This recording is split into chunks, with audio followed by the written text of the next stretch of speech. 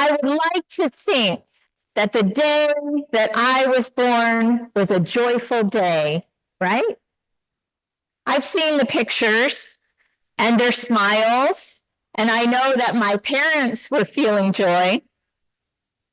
And yet also on August 10th, 1978, there was a deadly train collision in Sweden.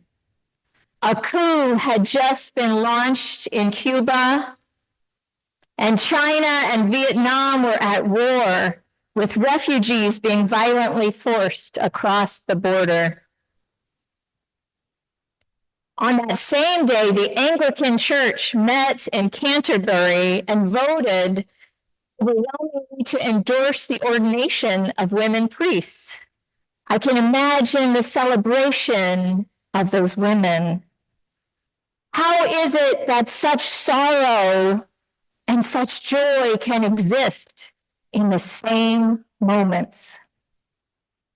How are the alleluias of today and all of the small alleluias of each day able to exist in the midst of human strife? The way that the church has historically answered this question is by an understanding of sacred time. The events of exile and Advent, Noel and Transfiguration, crucifixion and resurrection happen again for us each year, no matter what is going on in the wider world. And yet, in some way, they are always happening. God's time is always, and every day is the story of God lifting up God's people. In the timelines of our lives, everything collides. On Good Friday, children win t-ball games.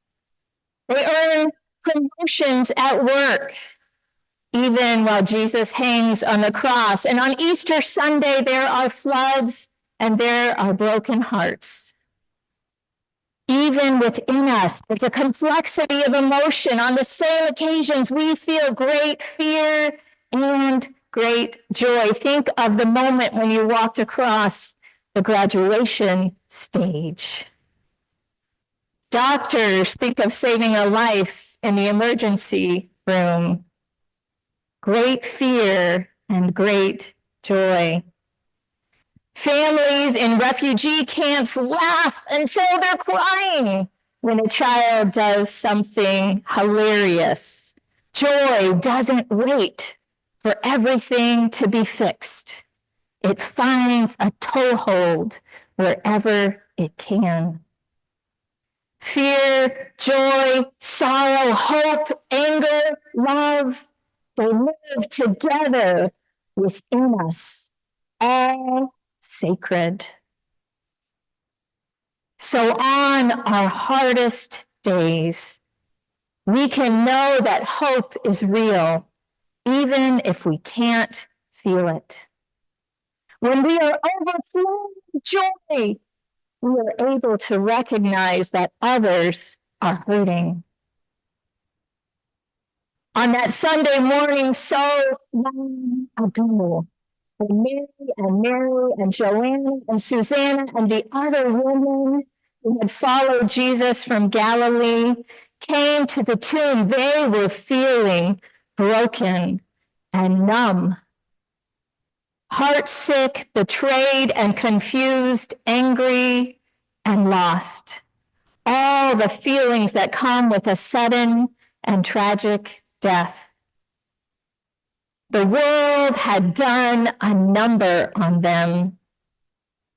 And yet the duties and the preparations required of them helped them to know what to do next, at least in those first few days. The women had practiced these same burial preparations many times for their families.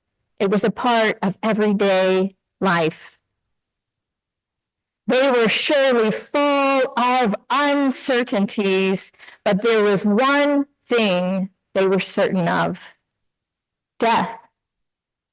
They were sure.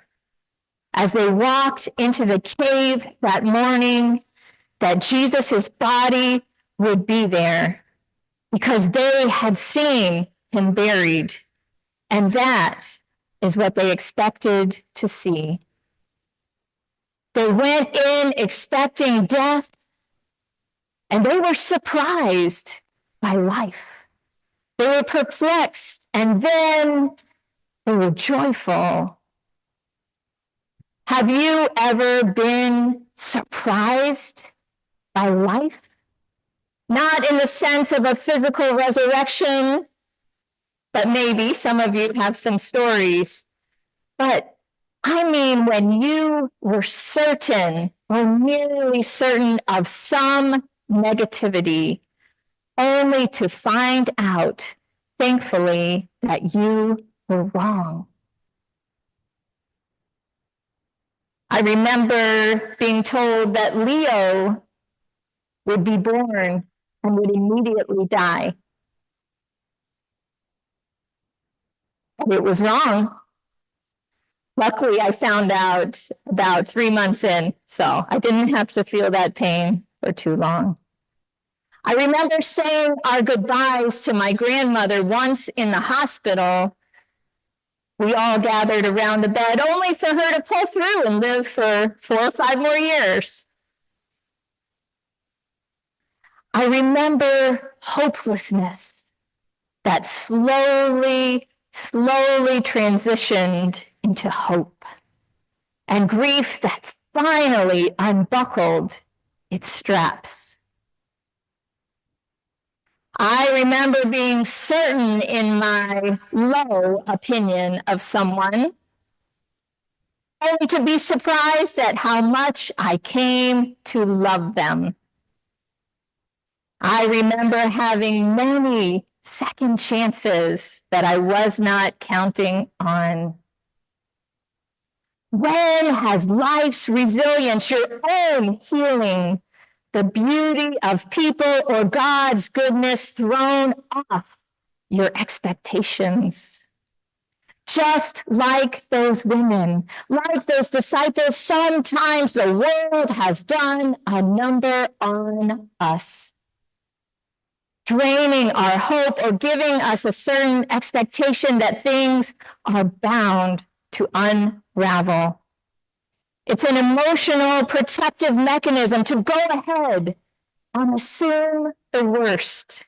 It allows us to prepare. But the good news of resurrection is that there may be surprises for us yet. There may be surprises for us yet because God doesn't adhere to the rules of expectation. I imagine God thinks that rule is meant to be broken. Long after we believe that there is a foregone conclusion. Long after we think that there is no room for hope.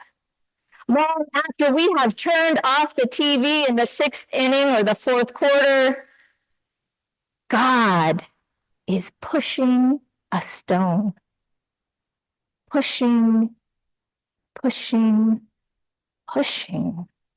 until it begins to roll.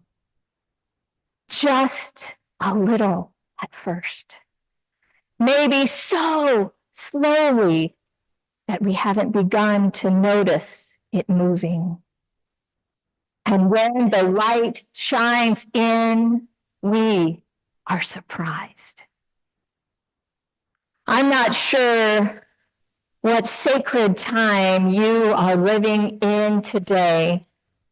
You might be walking through parted waters or sitting at the foot of the cross.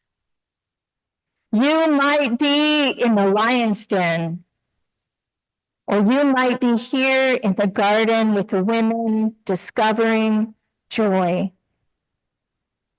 Wherever you are, be assured that beyond our ability to articulate or comprehend life, God's life is working its way untrammeled by any opposing force, maybe still invisible, too small for us to see, but always.